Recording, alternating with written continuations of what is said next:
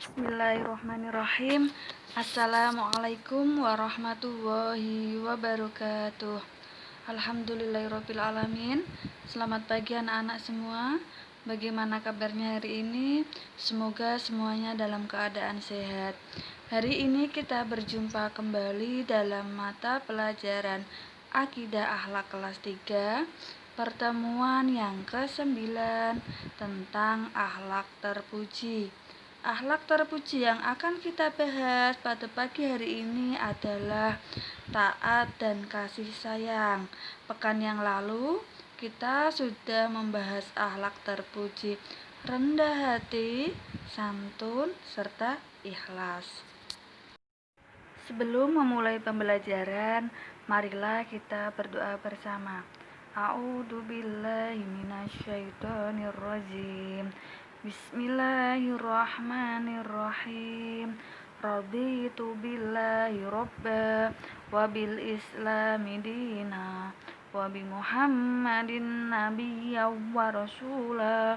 Rabbi zidni ilma warzuqni fahma. Amin. Untuk sumber buku yang kita gunakan adalah buku Membina Akidah dan Akhlak kelas 3, halaman 51 sampai dengan 56.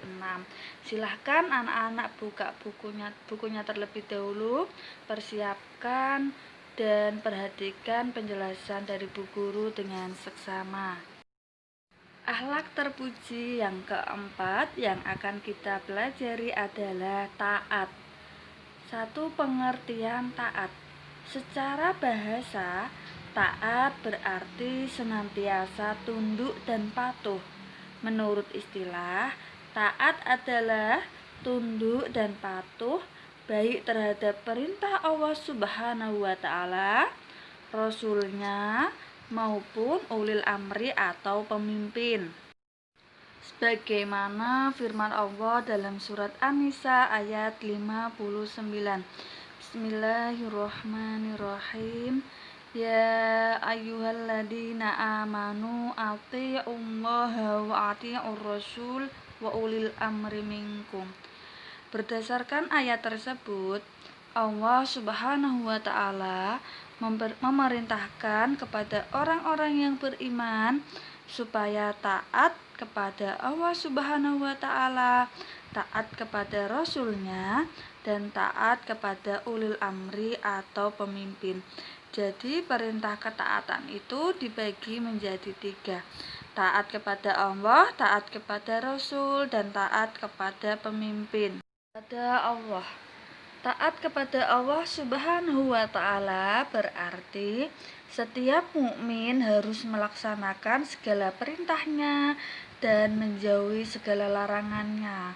Kalau kalian taat kepada Allah, berarti harus menjalankan semua yang menjadi perintahnya. Seperti contoh, menjalankan sholat 5 waktu, berbuat baik, birrul walidain, sedekah, dan lain sebagainya, serta menjauhi segala yang menjadi larangannya, seperti contoh berbuat mungkar atau kejelekan. B. Taat kepada Rasul. Taat kepada Rasul berarti setiap mukmin harus melaksanakan ajaran-ajaran Rasul yang terdapat di dalam hadis Nabi Muhammad SAW sebagai Rasul Allah Subhanahu wa Ta'ala. Contoh dalam suatu hadis dijelaskan, ulil haqqa walau kana murrah. Katakanlah walau itu pahit sekalipun. Jadi di situ kita diperintahkan untuk berkata jujur walau itu menyakitkan atau pahit. C. Taat kepada ulil amri atau pemimpin. Taat kepada ulil amri atau pemimpin berarti setiap mukmin harus taat kepada peraturan-peraturan pemimpin selama tidak menyimpang dari ajaran Islam. Bahkan tidak hanya terhadap pemimpin, tetapi juga kepada orang-orang yang memiliki kedudukan lebih tinggi, seperti anak kepada orang tua, murid kepada guru. Jadi kalau peraturan itu tidak menyimpang, maka kita harus taat atau patuh. Contoh perilaku taat. Di antara contoh perilaku taat baik kepada Allah Subhanahu wa taala, Rasul maupun ulil amri adalah sebagai berikut. Yang pertama, melaksanakan rukun iman, yaitu iman kepada Allah, iman kepada malaikat, iman kepada Rasul, iman kepada kitab Allah, iman kepada qadha dan qadar, serta iman kepada hari akhir. Yang kedua, melaksanakan rukun Islam, yaitu membaca kedua syahadat, sholat, puasa, zakat, dan haji. Yang ketiga, menaati peraturan yang dibuat oleh pemimpin dan pihak-pihak tertentu yang memiliki kuasa, seperti tidak melanggar peraturan lalu lintas, tidak berbuat kekerasan, dan turut serta dalam kegiatan-kegiatan sosial yang ada di dalam lingkungan masyarakat.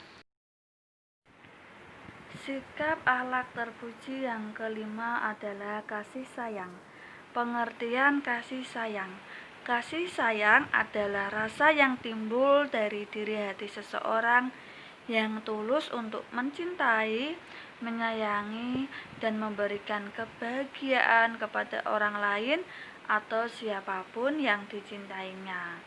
Makna lain kasih sayang adalah rasa yang didamba atau dirindukan setiap insan di dunia, seperti kasih sayang seorang orang tua kepada anaknya, begitu pula sebaliknya.